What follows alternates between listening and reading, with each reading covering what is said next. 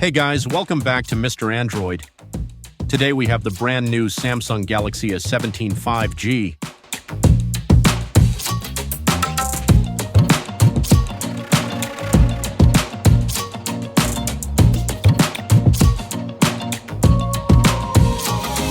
In the box, you get the phone, a USB-C cable, and a SIM ejector tool.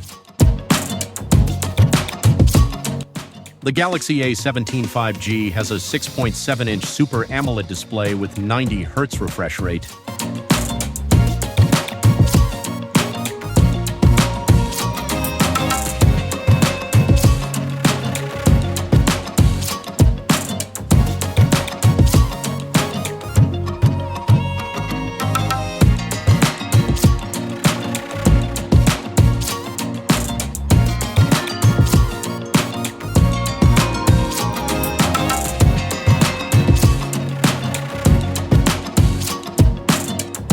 It runs on Exynos 1330. For cameras, we get a 50-megapixel main camera and 13-megapixel selfie camera.